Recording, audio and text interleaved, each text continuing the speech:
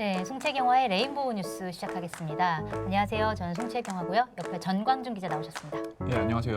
정광준입니다. 네, 정광준 기자 영상기획팀에 소속돼 있잖아요. 네. 그래서 많은 분들이 제 옆에서 영상기획팀 소속 기자분들이 진행을 같이 해주시고 계신데 영상기획팀 하면 좀 궁금할 것 같아요. 네. 영상기획팀은 영상기획 영상을 주로 만드는 팀이고 네. 이슈에 기반하기도 하고 혹은 이슈와 다르게 좀 의미 있는 영상을 많이 만들기도 하잖아요. 네. 그래서 저희 한겨레 TV에 보시면 영상 플러스라는 재생 목록이 있는데 거기에서 올라온 영상들을 주로 전광준 기자를 비롯해서 영상기획팀 기자들이 만들고 있다라고 보시면 될 것 같은데 최근에 좀 준비하고 있는 영상이 있나요?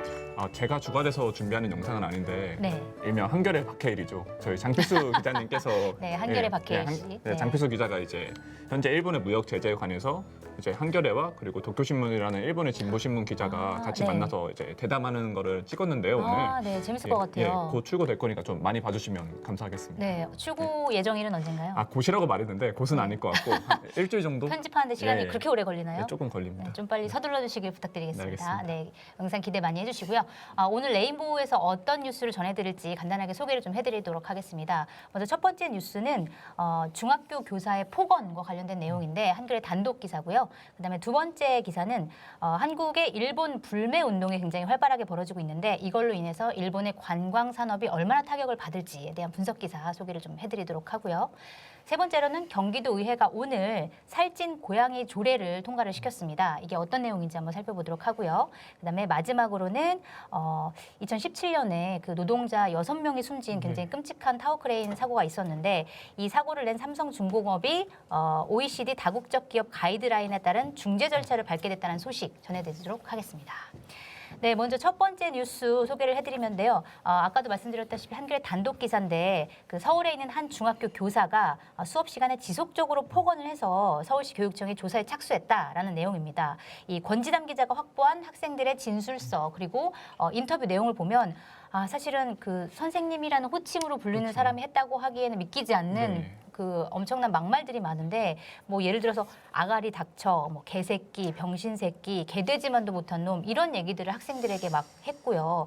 그다음에 가정교육 받았냐, 니네 부모가 너를 어떻게 가르쳤냐 이렇게 뭐 부모님을 상대로 한 네. 그 비하 발언 이런 것들을 했는데 또 어떤 내용들이 있었죠? 사실 저는 기사를 보면서 예전에 봤던 영화 말죽거리 잔혹사가 네, 이제 연상될 네. 정도더라고요. 네, 네. 여학생들이 과자를 먹다가 걸렸는데 이제 과자 부스러기를 얼굴 위에 뿌리고 그리고 이제 10년 전에 그 교사와 같이 중학교에 근무했던 한 교사의 말에 따르면은 네네. 이제 학생들한테 네 애비 애미는 뭐하는 놈년이길래 자식 새끼 노트 하나 못 사주냐는 말을 해서 이제 학생들이 울면서 교무실에 네. 왔다고도 하고 항의하러 간 건가요? 네. 그리고 갑자기 좀 살짝 웃은 학생에게 쌍년이라는 말을 쓰면서 때리려는 이제 네. 신용도 했다고 하더라고요. 그 이제 방송에서도 쓰기 민망한 네. 이 욕설을 그 교사가 학생들을 상대로 했다라는 게 사실 믿어지지가 않는데 학생들이 그 정신적인 충격은 말할 것도 없이 굉장히 공포감을 느끼면서 수업을 듣지 않았을까라는 생각을 하는데 또 이분이 올해 그러니까 최근 얼마 안 돼서 이제 교감으로 승진을 예상하고 있다라는 것 때문에 뭐 학부모뿐만이 아니라 학생 그다음에 동료 교사들끼리 이거에 대해서 좀 항의를 하고 있다라고 알려져 있는데 이 기사 댓글은 좀 어떤 것들이 달렸나요? 기사 제목에 아가리라는 말이 들어가잖아요. 네네. 그 말을 빗대서 이제 교사 당신이나 아가리 닥쳐라는 댓글이 있었고요. 네네. 그리고 왜 이름과 중학교를 까지 않냐는 댓글도 있었고 네. 이런 교사들 때문에 교권이 바닥을 치는 거다라는 네. 비판의 댓글이 많았습니다. 그렇군요. 뭐 학교 이름 같은 경우에는 뭐 자칫하면 학생들이 뭐 그렇죠. 피해를 입을 수도 있기 때문에 뭐 실명으로 공개를 안 한 것이니까 그런 부분 좀 이해를 해주셨으면 좋겠고요. 아무튼 이런 교사들이 사실은 굉장히 더 많은 교사들이 훌륭하고 좀 학생들 교육을 위해서 노력하는 분들도 많은데 이런 한두 명의 교사 때문에 정말 그 뭐 공교육이라든지 이런 것들이 욕을 얻어먹고 있는 게 아닌가라는 생각을 하게 됩니다. 네, 그러면 레인보우 두 번째 기사 소개를 해드리도록 하겠습니다. 현재 이제 한일 무역 마찰이 계속되고 있잖아요. 그래서 한국에서는 일본 뭐 상품을 사지 말자, 그다음에 일본 여행을 가지 말자 이런 얘기들이 굉장히 많이 나오고 있는데 관련해서 이번 사태로 그러니까 2020년에 일본이 관광객을 유치하겠다라고 하는 목표가 4천만 명이라고 해요. 2020년에 4천만 명을 유치하겠다라는 게 목표인데 이게 이 목표에 타격을 가할 수 있지 않겠느냐라는 이제 분석 기사인데요. 일본 관광객 수가 최근에 굉장히 가파르게 늘고 있다고 해요. 그래서 자료를 보면 2011년에는 621만 명 수준이었는데 이게 2018년에는 3,119명으로 굉장히 7년 사이에 5배나 5배나 늘어났고요.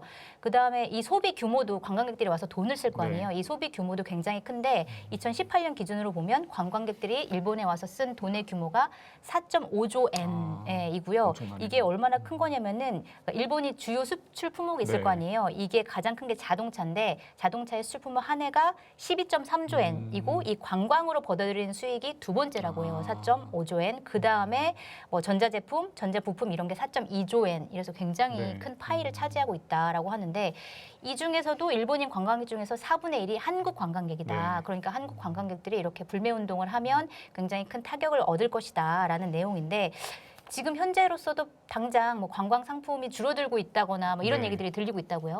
예, 그 기사를 보니까 하나투어라고 하죠. 하나투어가 전체 여행 상품의 20에서 30% 정도가 일본 상품이라고 하는데 네. 당장 최근 8일, 9일, 10일, 3일만 보더라도 신규 예약자 수가 평상시 3분의 1 수준으로 줄었다고 하더라고요. 네. 그리고 모두투어라는 곳에서는 신규 예약자가 전년 대비 50에서 60% 정도로 줄었고요. 네. 근데 또 저희가 일본에 갈 때 굳이 여행사를 안 통하고 그냥 개인으로 그렇죠. 가는 분들도 많잖아요. 네, 그래서 패키지 상품으로 안 가고 그렇죠. 개인 자유여행이 더 많긴 하죠, 일본은. 예, 그래서 네. 한 여행사 관계자에 따르면은 패키지 고객보다 개별 여행객이 많고 수요가 주춤했다가도 빨리 회복되는 경향이 있어서 이런 이제 여행 안 가겠다고 하는 사태가 장기화될지는 미지수라고 하는 분석도 네. 있었습니다. 섣부른 판단은 좀 안 해도 네. 되겠지만 어쨌든 장기적으로 봤을 때 어떻게 될지 좀 추이를 지켜봐야 될 것 같다라는 생각이 네. 드는데 기사 댓글은 좀 어땠나요? 예, 굉장히 좀 분노하는 댓글이 당연히 많았고요. 네. 그래서 일본 여행을 예약하는 사람은 이제 매국노라고 하시는 분도 아, 있었고 네. 도쿄 올림픽까지 보이콧하자는 분도 있었는데 어떤 분께서는 이제 잘 해결돼서 내년 올림픽 때 마음 편하게 이제 우리 선수들을 응원하고 싶다는 댓글도 있었습니다. 그렇군요. 근데 사실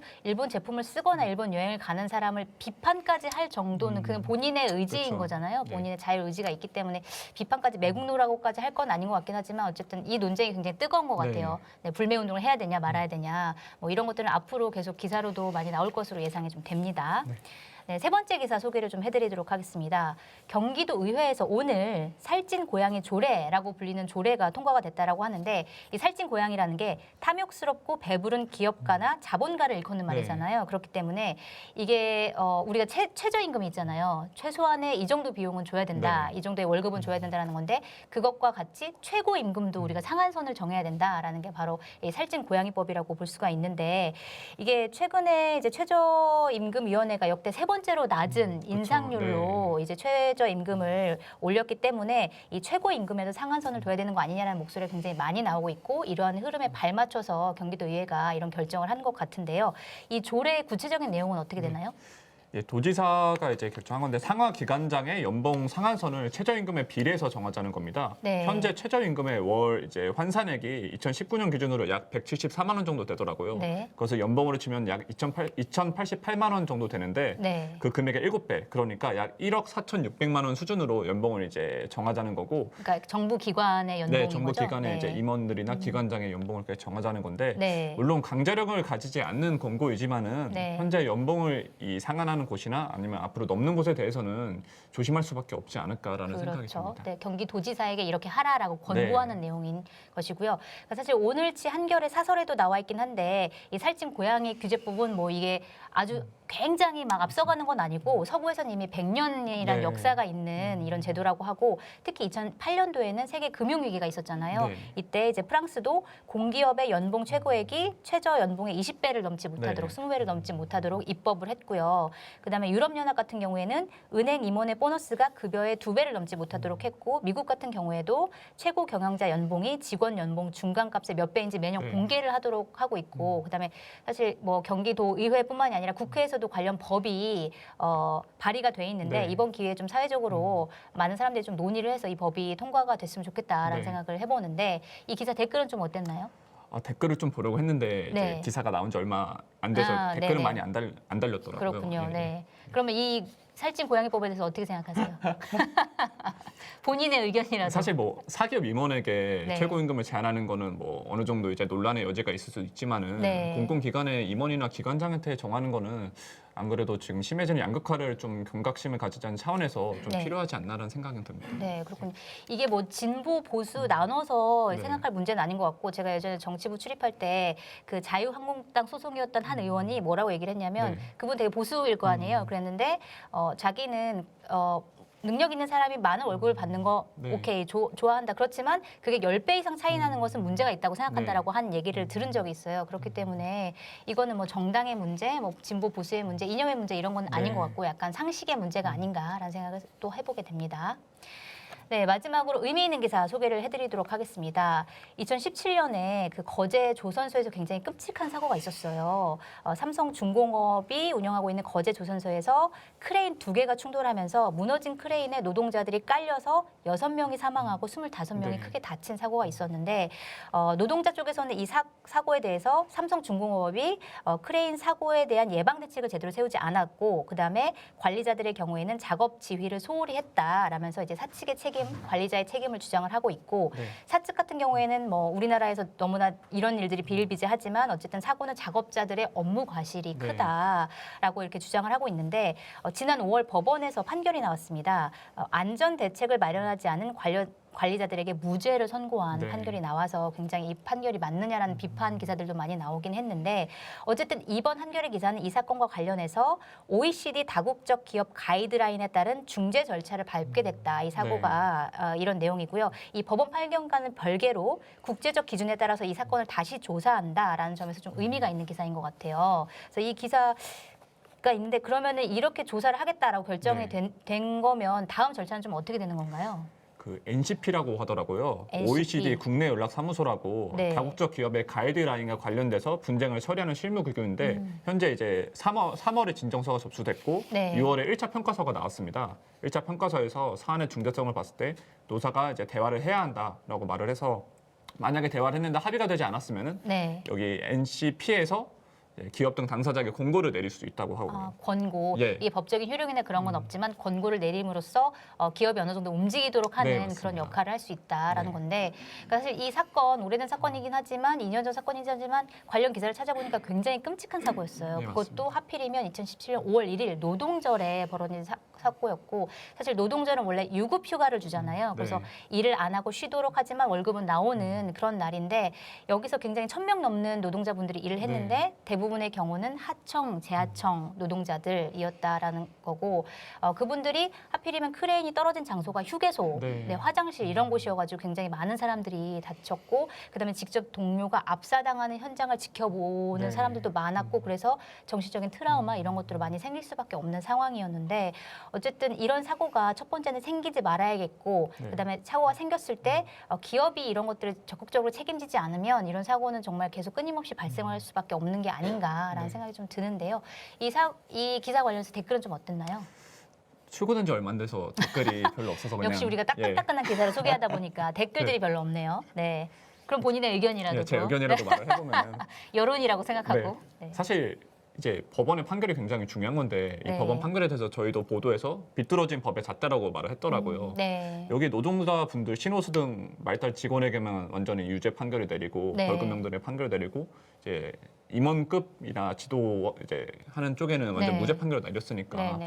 그런 식으로 비뚤어지지 않게 판결해야지 좀 기업이 제대로 책임을 물을 수 있지 않을까 싶습니다. 네, 저랑 같은 생각이시네요. 네, 맞습니다. 한겨레 기자니까.